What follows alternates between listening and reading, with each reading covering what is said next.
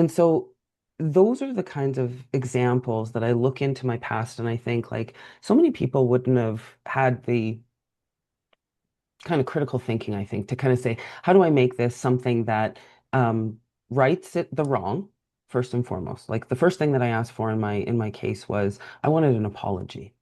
You took something from me that I will never get back. And that is the beauty and the joy and the pride and the respect of being able to create life. That was tarnished. I'll never get that back. But that's okay because what came out of it was still the beautiful, beautiful child that I have. But secondarily, I knew that I was the third woman that they had done this to. So I was like, I will be the third and I will be the last. And so that's kind of the mentality that I've always carried with me, right? And so from that job, I ended up staying in the Department of Justice. Welcome to Sharpen the Spear podcast, where we help manufacturing executives command the front and win the floor. I'm Richard Walsh, creator of the Sharpened Impact methodology, and I've spent decades helping leaders transform frontline teams, unlock hidden profit, and capture capacity they didn't even know they had. If you want to see where your leadership gaps are costing you and how to fix them, head over to grittolead.com and run the free Sharpened Impact Simulator today. Let's sharpen your edge and get started. And we are back on STS Sharpen the Spear podcast with another incredible guest. Kait Dinunzio is with us today. And Kait, no one knows Kait as well as Kait. So, Kait, I need the backstory. Bring us up to speed so we can get into the conversation. Well, thanks so much for having me. I am a unicorn. I'm a unicorn. My first And unicorn. your first unicorn. My Here I first am. unicorn. You weren't even hunting for me. We just kind of found each other on the That's the old beauty of LinkedIn unicorns. cesspool. Yeah. The best, come on now. No, it's that's where ChatGPT gets its paycheck from is LinkedIn. But Right. listen, who I am a change leader and a transformation expert. And I've operated in the space of operational excellence and operating models, business improvement for oh gosh, about 20 years. Systems are my thing. My very first change project was redefining and implementing a Department of Justice for a territorial government in Canada.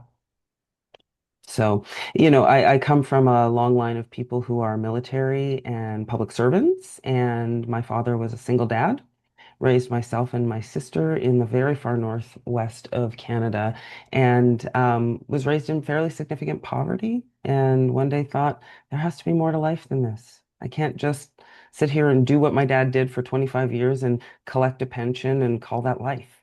And so here I am, living life.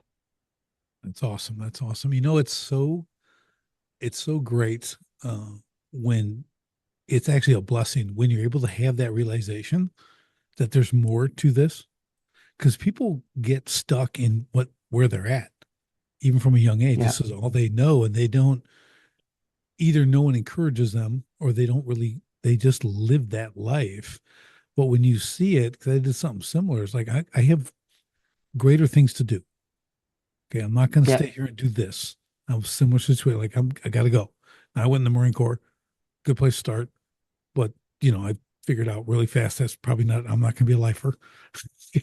I don't take direction super well. So I have to. I went on from there. But it's so good that you had that early realization that really kind of brought you forward. So where'd you go from there? We just talked about your first change thing. Like what? Excuse me. What gave you the what gave you kind of the insight or the internal desire, like I can do this? Like how did you that, because your first thing was not some little thing. No. Okay, so And what made it actually, well, what made it more complex though, I was already working for the DOJ, and it's interesting how I got into the Department of Justice. I came in as a casual, and I came in as a casual after I had been fired from a job in a mechanical department of an airline for being pregnant. ah, And yeah, yeah, you know, just a little bit of breaking the law there. And, being raised by a single father, I was pretty much raised by wolves. And so it was jail guards, gold miners, mechanics. those are the guys who raised me. And, I tell the story. I recently just released my first book, and it's called Unbreakable: From Abandonment to Abundance and the Strength to Lead. And in that book, I actually outline the personalities of these very bizarre but wonderful humans who helped raise me. And they were my dad's friends. And so their wives, there were two wives that were relatively impactful in my upbringing. A third one came along a little later in life. But let me tell you, my very first time getting a bra fitting, I was 12 years old and I was taken to the Northern store in downtown Whitehorse, and this little training bra was fitted over top of my winter jacket. So, like, demure is not really part of who I am. I went to finishing school. My dad sent me to finishing school, and it's not because we had bad manners, but he was just like, this one, we really, really messed this one up a little bit. She's a little bit too much of a tomboy. And, so I think that based off of that, my desire to always learn was something that was ingrained in us very early. But the other part that was a really significant component of our upbringing was social services in terms of being out in their community, I guess public service, being out in the community, asking for what you want. And if someone's not going to give it to you, then building it and taking what you want. And so by the time I was 17, I had no animosity with my father, but I was like, okay, I got to get out of here. I'm not going to do what I want to do. I left the territory, ended up coming back after I got married. My ex-husband didn't want to live in the city anymore. But what happened was we ended up having our daughter. And in the process of that, like I said, I got removed from a job for being pregnant. And I phoned my dad and I said, listen, like who's going to hire pregnant lady. I need a job. I just quit one to take this one. And he said, let me see what I can do. And so he went to the HR department of the DOJ and he talked to this lady who, incidentally, small towns are going to small town, was the justice of the peace who married my ex-husband and I. And so she found me a casual reception position at the Department of Justice in their law, and basically in the law firm for the government. And what was really cool about that was that they gave me a really fantastic foundation because the legal assistants and secretaries were very, very busy. It's a lot of family law representing health and social services, maintenance enforcement, territorial crown, you know, the you have a poacher out there and he gets caught and it's the Crown that is prosecuting. You have somebody who's drunk driving, it's the Crown that prosecutes. So in the end, what ended up happening, I was so bored because it was a reception position. And like, so literally my only job was to answer the phone and make sure the lawyers signed in and out and then run papers around the, the courthouse. So I started going to the legal secretaries and assistants and saying like, do you have any work that I can do? Like, I am so bored. Like, I just need something to do. And so they would give me things like filing, running things to the bench. Maybe it could be actually even helping them draft orders that came out of court. So I was sitting there as a secretary, legal, like not even a legal secretary, just a receptionist doing all this work. But then they had court cases. And what they would do is they would build briefing books. And so I took this knowledge and I said to myself, I can do this for my own case against this airline that fired me. And they gave me free access to the law library because I was working for the department. And then they gave me free access to all of the past precedent of Canadian law in this system called CanLII. So I searched and researched, and I was able to use CanLII to find past precedents on women being fired for being pregnant. So I had judicial feedback, Right. included that. I found some books, copied them, built my request, told my story, and we went into mediation. And the airline sent two lawyers and the woman who fired me. And I went in with my dad, who was a corrections officer for 25 years, case manager. And we walked out, we won.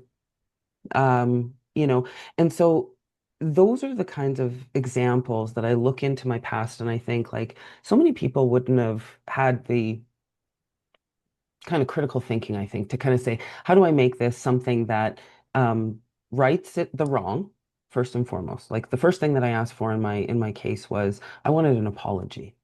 You took something from me that I will never get back. And that is the beauty and the joy and the pride and the respect of being able to create life. That was tarnished. I'll never get that back. But that's okay because what came out of it was still the beautiful, beautiful child that I have. But secondarily, I knew that I was the third woman that they had done this to. So I was like, I will be the third and I will be the last.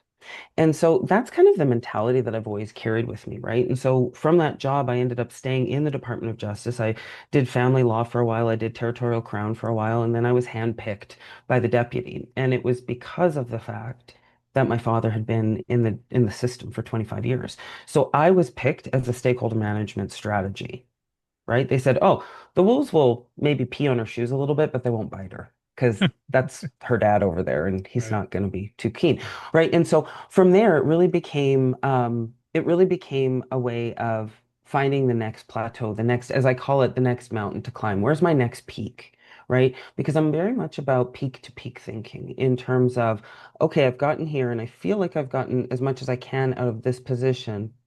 Where can I go from here? And I think the subtext of how I see myself in the world is I can do really hard stuff and I can be really kind about it and achieve 10 times more being kind because you do get more flies with honey than you do with vinegar. Yeah, that's it. That's awesome. Yeah, I think um, we met, we were replying on LinkedIn on whatever the discussion was. Someone posts an article, then people chime in, it's kind of cool. And I'm like, well, she's kind of hardcore. Because you're so direct, and because we're doing operational stuff, I'm like, okay, this is a person I can talk to, because it's a breath of fresh air. Because a lot of people are just Thank you. they're the I don't know how to describe it. I'm gonna use the word timidity. They have Mhm. this fear of offense, or they want to be liked, or I don't know what they're doing, but it's like it's such a lack of, to me, I interpret it as a lack of confidence. Yes. Okay. And I can't handle people like that. I mean, and I'm talking primarily men. Okay. So Hmm. like, you get a woman who then is talking the talk, walking the walk, and you can tell by what he's saying, Yeah. right? So I'm like, okay, this person's worth investigating, So obviously we connect and stuff, and it's great to hear your story, and it makes even more sense. You know what I mean? Because Yeah. the origin matters. You don't Oh, just, it does. I mean, we can joke that you're a unicorn, okay, and you very well could be in this space, but I'm just saying, like, it really is that origin, and when we look at the origin, it's very defining, even though we left it, right? We went Absolutely. on to other things. I mean, I've always been grateful. Like I look back on it's similar to you, and I'm like, I think it had to happen. I don't know Yeah. what else could have been better, as crappy as it was. There's things that happened in my life. I'm like, that's the only thing that can happen. And no one else would ever want that to happen to them. And I didn't want it either. No, But now you go, well, I'm here now because of all that. So it's kind of cool. That's why I love hearing the absolutely. origin story. It is. And I think one of the things like with Unbreakable, it was actually I'm a competitive bodybuilder and I do a prep project every time I compete so that I'm not just sitting thinking about, cookies. And because I do really enjoy cookies. But, you know, I started to write this book based off of the fact that people were always like, you are so unique. I've never met anybody like you. And what's interesting is your origin story is your origin story. And so for you, you're like, yeah, just Right. I don't know. I don't feel like I'm all that unique, but then I guess I am. But this is all I've ever known. I've only ever known to be a bit of a loudmouth, a public servant, someone who stands up for the little guy, but also someone who holds people very accountable. And I'm not afraid to do that because I'm not mean about it, right? Right. And I think, I ran a program a couple of years ago for a number of women, and it was called Empower. And it was not one of these rah rah get together and, Right. be militant feminists. Like that's not what Yeah. it was about. Right. Um, but what it was about was unleashing the pieces of yourself that you restrict because you've been taught or told that you should. And it was interesting because when we did Empower, we opened it up to women, didn't matter who you were, where you were, anything like that. My youngest participant was 12. My oldest participant was 60. And that really told me a lot about the demographic of women and how we are. But further to that, I have a model. I learned this when I was 15 years old. There was a woman who came to our territory and she was, they had actually a boys' class and a girls' class, and the boys were taught one thing and the girls were taught another. Like, okay, fine, whatever. But the woman spoke to us and taught us that we have three voices or three origins inside of us. And the first one is our little one. And so, to make it very general, it's, the little child. And those are the ones where, you see those automatic limbic behaviors where, somebody starts doing this. If I see a woman doing this in a boardroom, that's pacification. And that tells me that something is not okay with her, right? With men, a lot of the time it's rubbing the back of the neck. Sometimes it's self-soothing like this, right? So the body language of how the young personality shows up is there, right? And so the next piece is talking about the bitch or the bully. And why I talk about this particular one at this particular intersection of where we are right now is because I had a woman who came in to this conversation and she was a part of this. And she said to me, "Oh, I work in football." And let me be very clear, it was minor football, right? I've worked in professional football. You want to talk about where there are very, very few ladies? That's a very good Yeah. example of it. But she came in and she's sitting there in the middle of the room, and all of these women are around her, and she says, "I operate almost exclusively with my bitch." And I was like, why would you do that? Well, because I'm in a male dominated field. And I was like, no, actually, what that means is they just don't respect you because how you're choosing to show up is how you think you should show up, as opposed to leaving your gender at the door and coming in and being an expert in your area and in your space. It's good. And I think that for me, a lot of it comes down to the fact that I was not seen as a little girl. I was seen as my dad's daughter. And I was told, and it wasn't you can do anything you want. It was if you want it, you must work for it and go out and make the life that you want and take the things that are important to you. And and for a lot of people, particularly women and women in business, that is not a probability for them because of the fact that they don't know where the fine line is between the bitch and the wise one, right? And so that's the third component is the wise one is the one that's made up of experience. The wise one is the one that is emotionally regulated, has strong resilience, and is a systems thinker, someone who looks and says, if I do this, where will the ripples go? And how will that impact my operation, my family, my job, my career? The viewpoints of people in my community, like it's all of those different things. Instead, we want to be seen as an authority as opposed to someone who is actually capable. And so I think that's where you see the breakdown. And that's where, in a lot of spaces, you don't see women in operating areas because they operate too much with this central personality and not enough with this personality over here. Or you see a blend of these two when they start to get Yeah. uncomfortable. That's awesome. That's really, really well, structured, that description, right? And I think you hit the nail on the head here where although I've had the opportunity to work with a lot of and be around a lot of I don't know I don't want to call them professional women. Okay. They're in these professional roles that they have that. There's a Yeah. confidence in what they do. They're excellent at what they do. So it's not a I don't know, a gender thing, right? Like, man, they have No. this respect because what they do, they're great at what they do. Like that's where Yeah. my respect goes to. I mean, they're women. I mean, I get it, right? It's all that. I'm not disrespectful, but No. respect for what they do puts them on a different level, right? Because to me, I'm always about competence. Like competence Bingo. matters, right? Like if you're not, it Yep. just I don't care. You could be the best looking person in the world, but if you're incompetent, it gets ugly really fast. Okay, Fast. you know, Fast. I can't Yeah. I Well, can't separate the two. That's just me. no, I feel it. I feel it. And I learned lessons. I always say the early bird gets the worm, the second mouse gets the cheese. And Right, I always say I like eating cheese, but as a bodybuilder, we don't eat a lot of cheese. right. But I don't like making the same mistake twice, ever. And I don't like looking foolish. And I don't like looking foolish when it matters even more. And so I can remember a time early on in my career where I was getting a little big for my britches and I got put in my place or I felt some kind of way about it. And I have a rule. I have a rule. I don't talk about things I don't understand.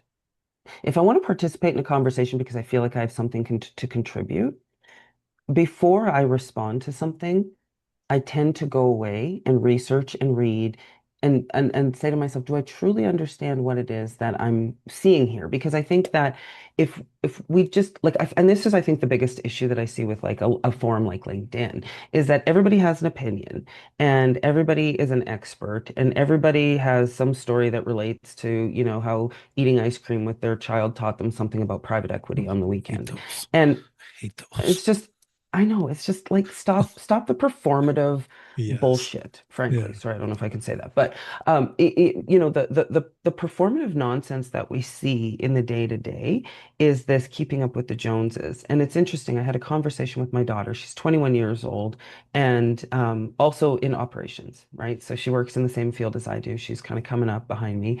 And we're having this conversation about how, people, when she goes out with her friends, they'll be like, oh, so where's your mom going these days? And what are you guys going and doing this? Like, listen, I only share certain flecks of who I am on my social media. So if you see me and the only time you ever see something from me is when I'm in a gym doing tourism, when I'm on a plane heading somewhere or doing whatever, like, yeah, I'm sharing some of these wins.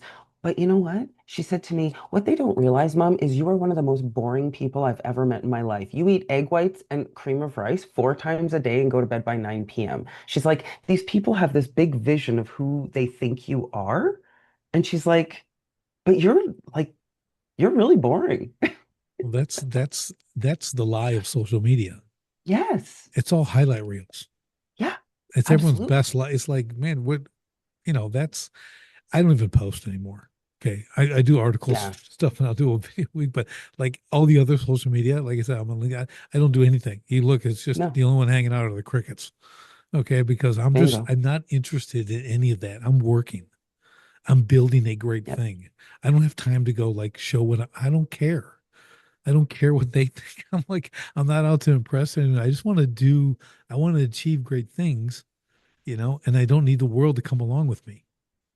Do you know what I No. mean? I don't, No. talk to me later. I'll check back in 10 years. I'll show you all the incredible stuff I've Absolutely. done, and I won't have any pictures of it, but we'll have a heck of a conversation because, But because that's I got exactly it. it. Why wouldn't we want to just live life and do good? And again, it is very performative and it's about how people feel that they can position themselves in the world. But listen, I mean, I get I'm one of those operators who receives repeat clients because of what I deliver, not because of what I Right. say. That's it. Because That's it's, it. when I go into an organization, if I'm, building, auditing, improving an ops excellence plan, for example, or, a system, those are things that I can't talk about. I'm going to protect the client's privacy at all Right. costs. And end of the day, if I do a really good job with that, they're going to refer me to somebody else and somebody else is going to want to call Yeah. me. And, you know, the other side of it is exactly what you said. I am way too busy making tracks and doing good in this world and adding value and creating value Yep. to just sit and talk about it. Watch my results. I don't need to tell you about them. You'll see Yeah. them. Yeah. You can reach out to me. Yep. Okay. I don't need to reach out to you. You know what I mean? It's like who's got time for that? So I'm totally aligned with you there, Kate. It's just I just wish more people had that sense of um I want to call it fulfillment because that's what it is. When you're working like Absolutely. you and I are talking about, that's fulfillment. Showing Hmm. yourself and your best side and whatever and what you had for breakfast, no one cares. Okay, the whole thing is like just leave all this, like go get busy. Yeah. I think I had enough like a few decades prior to any social media, and all that kind of stuff, which was awesome because I could get moving. I could get off a launch pad without anyone knowing. If I Hmm. didn't get off the first time, I get off the second time. So I'm not That's showing that right. stuff off. It took me 20 years till I could finally write a book about all my failures. It's like, and my oh Mm. yeah, and successes too. But the failures were far more important but I wasn't posting them Bingo. because first I had nowhere to post. I was living them and correcting myself from those and moving on to the next stage and, getting back on my feet. So I think, again, it's the proverbial every overnight success only took 10 years. Oh, These and it's people don't get the time in. They don't no. get the dues that are being paid. And the best quote I think I've ever heard on this topic is you always start with the kids today. Okay, that's I've been saying that since Adam. Okay. But it's they want to be discovered, not developed. That's what Mhm. people want to. They want to be discovered, not developed. They don't want to go through the work. They just want to be an influencer. That kind of thing. And I think that Yeah, saying is where it's about. It's the development that matters. Back to the origin story. That was bingo. development. Everything else, trying to seeing what you want, going and getting it, taking it, right? That's the development aspect. And that's what makes you valuable. The problem with these discover people, they're not valuable. You're actually a No, tool being used by someone else to get some gain. Then they'll kick it to the curb when they're done or you're not doing it. Doesn't matter. And then you're done. If you're a flash in the pan, it's just that. It's a that's flash it. and you're gone. Right. So I'm building, I'm talking sustainability. I have to move, I have to Yeah, pivot, I have to go to a different industry. We have skills that can transfer from industry to industry because of what we've done, what we've built, and what we've become. Right. And that's what people should be absolutely. focused on. Like you said, being confident, being this. I want to be known for what I'm not gonna say what you do, but how you do it.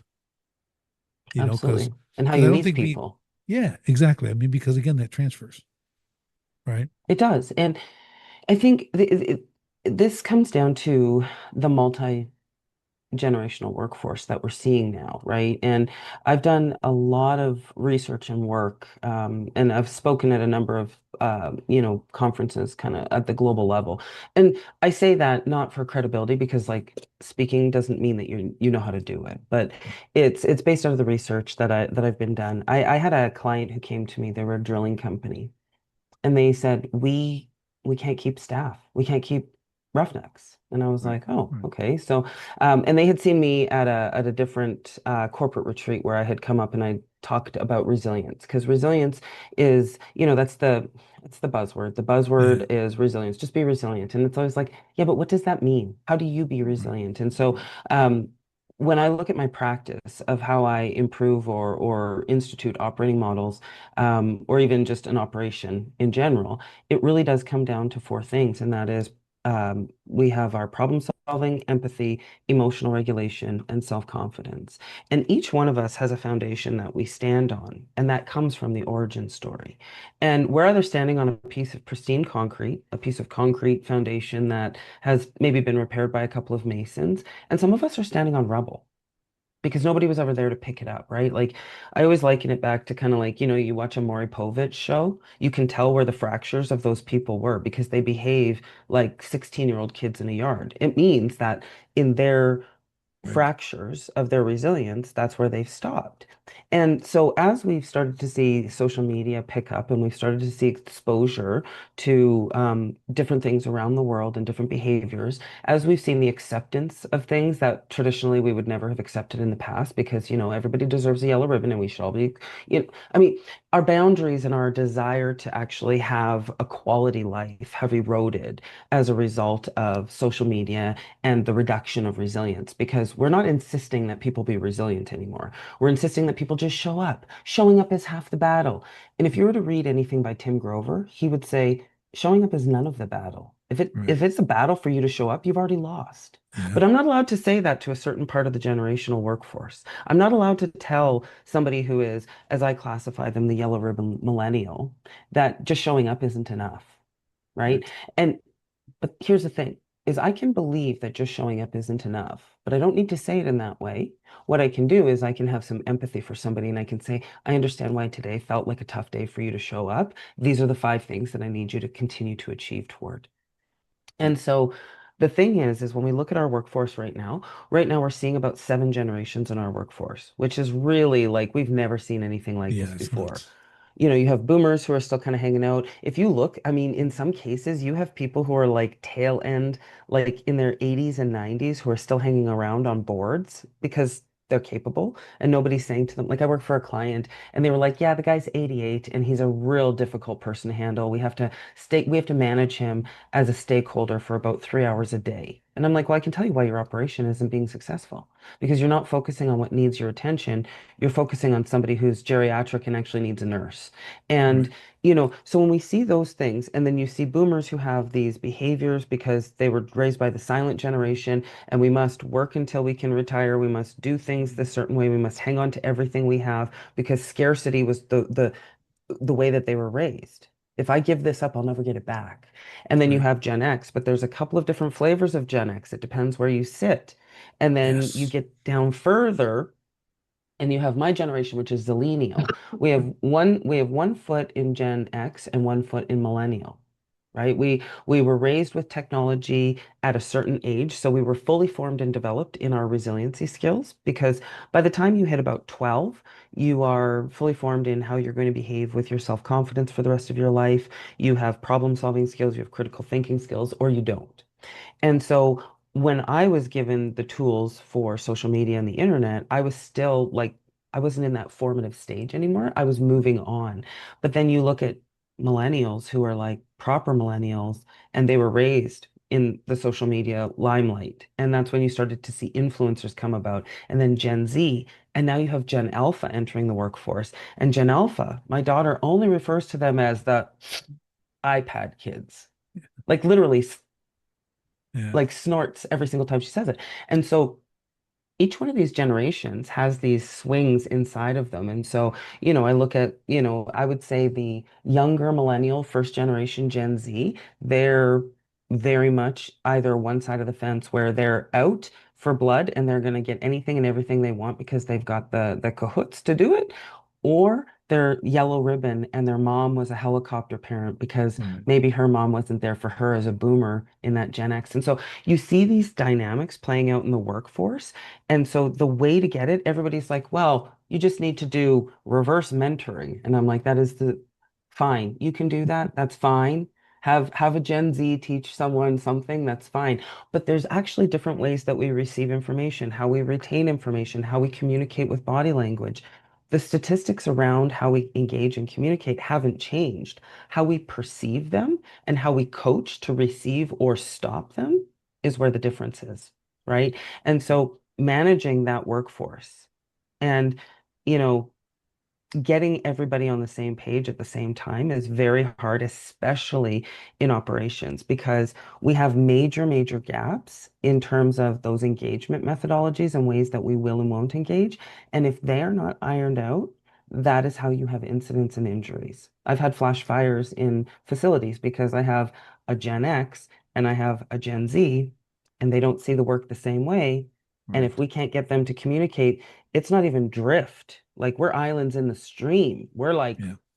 you know, and so that's where the risk of having unidentified gaps in our engagement methodologies and how we work with our workforce, as opposed to just expecting our workforce to fit into one sleeve and just go. Yeah, it's a challenge. I've been fortunate to have a lot of guests for a number of years now, really hitting on these, whether it's millennial or the whole generational thing. And I know from being around enough that everyone. I use this analogy a lot. I was at an event, a World War II reenactment event. My son is in, so I'm walking, talking to some vendors, and there's a Marine Corps guy. I'm a Marine, and he's talking. Well, we were in the, and I'm like, oh, I was in the early '80s. He goes, ooh, real Marine. And I'm like, I said, you know what's funny about that? I go, we said that about the Vietnam guys. They were the real Marines. We weren't.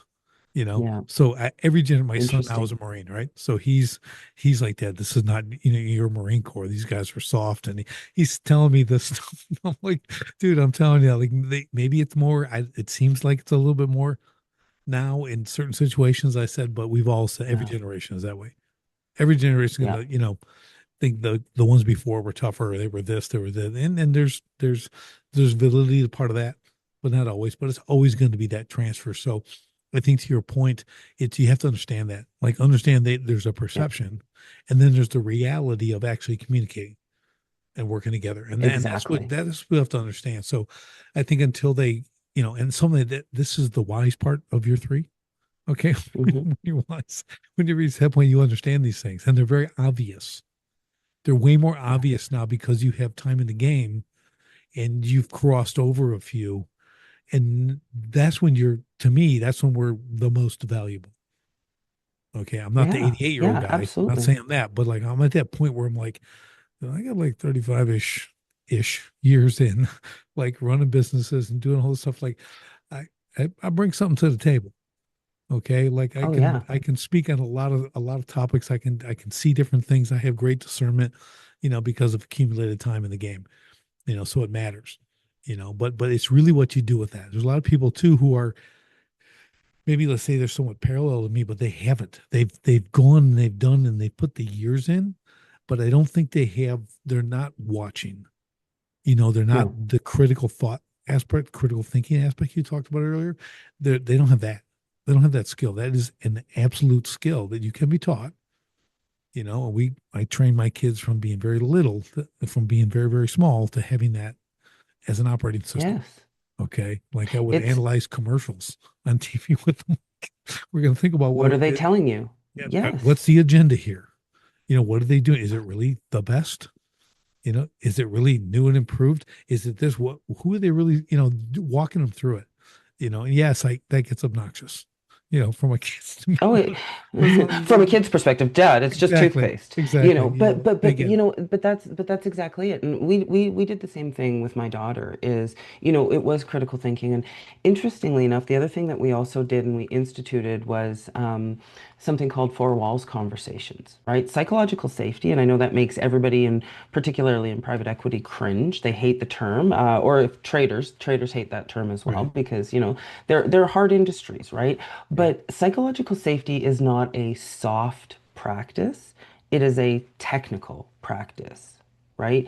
And again, I can do really hard things and I can have very hard conversations and I can provide people feedback in a way that doesn't demean or diminish who they are as a person, but that they can still show up. And I think a lot of that comes from trust. And, with four walls conversations, what those were was my daughter would be able to come home and have a conversation about anything, and she would know that her mother would not be dispatched to go and ruin anybody's life, basically. Because I mean, my family sends me a text and somebody's wronged them, and my first question is, would you like me to ruin them? Um, it's, I did that yesterday, Kate. Just I saying. literally, I I sent had to that go. to, Yeah, yes, but I have a daughter and I'm protecting my daughter. So it's yes, okay. you know, side quest. My father literally had an application, a written application to date my daughter that he would pass to a boy with a pen, not a pencil, a pen, and he would clean a long gun shotgun while they filled it out. Yeah, Like I did not do I well. had a simple saying. I said, I just point to him and my daughter and I go, this is not happening. Do you understand me? It's not happening. She ain't ready for this. You definitely aren't ready for this. Okay, so Yep, this ends here. So my daughter yep. learned that she brings the guys that she doesn't want, who just she's really attractive and Need to to hit be, them, and yep. come meet my dad, and we'll be at the gym, and I'm rocking the heavy bag. I'm doing. She goes, let me just introduce my dad. Oh And we my kind of go, word. hey, That is a so we great do that. It's strategy. just, it's awesome. So I'm like, we have that thing, you know what I mean? So, Yeah. so I love it. So it just gives me a chance That to was a flex a little bit, and it's good. This is it, right? We have something in our living room called the interview chair, and that's where all the boys would sit. It was the farthest position away from where I was sitting, and I always say to them, there's an order of operations here. It is education, athletics, and you. And if you find yourself out of position, I suggest you put yourself back into position before I have to. Yeah. And and this is but this is the psychological safety perspective, is that my daughter knows, your daughter knows that I am the excuse 100% of the time. Her friends think Mm. that I am the worst human alive and that I was the most restrictive parent. And it would literally be her sending me a text saying, they're asking me to do this. I don't want to do this. I'm going to delete this text afterwards. Say no. And then she would hit send. I would read it. I would like it, whatever. She would delete it. She would ask me, and I would say, unfortunately, no, it's just not going to work. I'm going on a trip and I need you to blah, blah, blah. Right. Yeah. And so that was me always showing up for her. And so when we look at the workforce, right, the ingredients of trust, I don't even know who wrote it down, but it's like this equation: credibility plus reliability plus intimate connection or emotional connection, whatever makes you feel most comfortable, all valued over our own self-orientation. Now, if you take it down a level, it's that emotional connection that you create with people that is where you either make or break psychological safety. I mean, certainly if you're not credible, you're talking about things that you don't understand or know about, you're giving people improper direction, you're not following through. That's a big problem. Mm. Reliability. I'm not doing the things I say I'm going to do. I'm not being present when I'm with you. Yeah. All of those things, they add up. But when you get into that emotional connection component, it becomes a critical piece. And what I think a lot of people believe is that, and in particular, a lot of consultants believe, and I find this consultants who work in operations, and I'll totally call out a McKinsey or a BCG. I've got no Yeah. problem with that. I fix their shit more than I can tell Yeah. you on construction sites and work sites. I have no problem telling them. I love it. I mean, yeah, great. You showed up wearing Patagonia and you asked somebody's cat's name. Nobody gives a Yeah. shit. Like that is not connection with people. They're Right. used to that. You get somebody in the blues and they see somebody walking with a white hat, the first thing they're going to do is they're going to put their tools down and they're going to go, "What's the flavor of the day today?" Right. Right? And I get out onto the work field and I do not have my last name on my hard hat. It says Kate the Great. And you know why? Because I'm a unicorn. And you know what's all over my hard hat? Union stickers, safety stickers, and the things that show that I have the ability to be out Yep. there with them. I It, respect them. The yep. craft matter. The workforce matters. The maintenance guy who is stressed out because he can't get his, maintenance planning tool to work properly and somebody's breathing down his neck from corporate because his metrics are messed up. That matters, right? Yep. And and so when you build emotional connection, it's not about knowing someone's kids' names and cats' names. Like, yes, those things matter. They are important. That's not what I'm saying. What I'm saying is that surface level. That's Yep. the stuff that somebody has on their Facebook profile. You could find it out just from doing a very basic search. Yeah. But You're what not going to be matters respected for that. no, That's no. the And the reality. other thing is what is the intent? How are you approaching and what with what intent, right? I always have a scope of work when I walk onto a work site. Absolutely. But that scope of work is secondary to forging those relationships Yep. because without those relationships and understanding who those people are, what their origin story and foundation is, why they are how they are, who they are, what's important to them, and how they understand what I'm being asked to do, Yeah. that's where connection happens. That's it. And so it's resonance. It's not about me. It's never about me. Right. It's always about the workforce. It's always about the outcome. It's always about making them more profitable, more safe, whatever that looks like. Yeah. Presence. Am I with them when I'm with them, or am I looking at my phone? Because I can tell you that if I did this right now and I looked at my phone, I've just broken our connection because this has now become more important. Yes. Yes. Yeah. I have that discussion often. Even my son is a 2.5 year old. He's on that thing a lot. And I'm like, dude, Yep. she's second. I said, do you want to, Hmm. you need to understand what you're doing. You do not want a girl, especially if she's going to be raised second to a phone. Let me tell you what it's going to look like when she becomes a teenager. Okay. Like Yep. you have no idea what you're setting up here. Okay. Like put that thing down. Like you needed that. There's nothing on there that can compare to No, the attention to your two and a nothing. half year old. Like you got to do this, man. Like I'm Be like, present. yeah, it's and that's what's about. It's like when you're talking about something, and yeah, the last thing I want to be, last thing I want to hear is someone say, "Oh, he's a nice guy." That's like an insult to me. Okay, like I know. the It's like you don't know nice, anything about nicest, me. yeah, that's your yellow ribbon, your ice cream, vanilla ice cream. I'm like, Yep. no, man, he's just, man, that's a good man. That's what I want to hear. Like because we're Absolutely. connecting, like you're saying, I got the boots and they're dirty. I just Yep. didn't, so like I've done the stuff, like we were going to look at an underground company. I'm like, well, I can operate all this stuff. I'm going to jump in there. Like I can work all these things, man. Let's go. Like let's have a little fun. Can I See, play? Can I s- play a little bit? see, and for me, I know what my limitations are. I don't do what my operators do. I don't do what my maintenance guys do. Right. But what I do is I move mountains so that they can do what they That's it. should be doing in a That's way it. that is safe and reliable and repeatable and productive.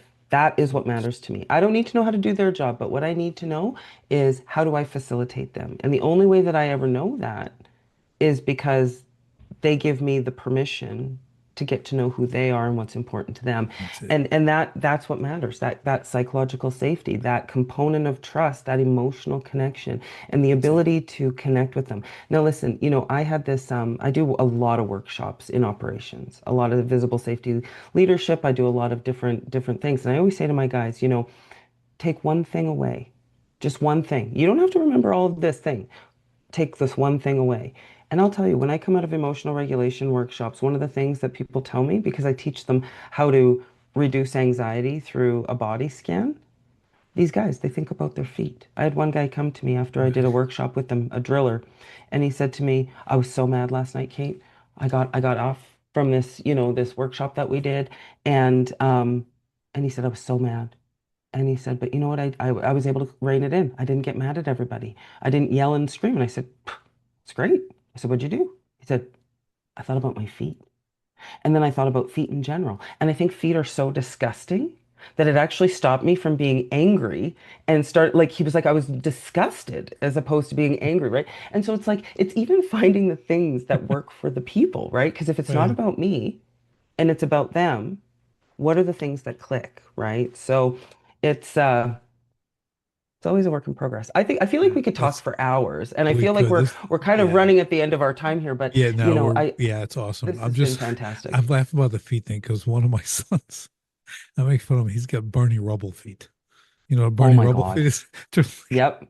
they're Big like and wide rectangle and feet. thick. Potatoes. I'm like, you got some Barney Rubble feet. It's hilarious. But yeah, you're right. So let's do this. Tell us about the book again. Just title, everything else, where they can get it.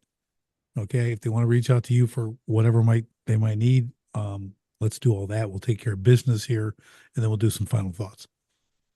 Fantastic. So, if folks want to read the book, they want to pick it up. It's called Unbreakable: From Abandonment to Abundance and the Strength to Lead. If you Google it on Amazon, just go Unbreakable Kait, Kait. It'll come right up for you. There's lots of information there.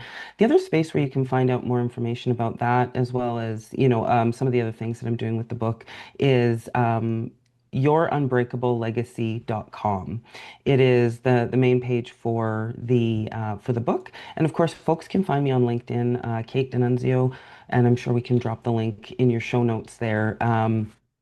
But overall, I think, I'd love to hear from your listeners. I'd love to keep this connection going. I think this is fantastic, and Awesome. it's it's a good conversation, right? We talk a lot about operations, we talk a lot about norms, and I think that taking into consideration the psychological side of it, who we are as people, our origin stories, how we show up in the world is a really, really important part of how we maintain and manage systems that don't drift and that don't hurt people. Because I think that's the number one thing. We want to keep everybody safe. We want everybody to go home at the end of the day. Awesome. Kait, this has been fantastic. And I think you're the only Kait I know, Kait.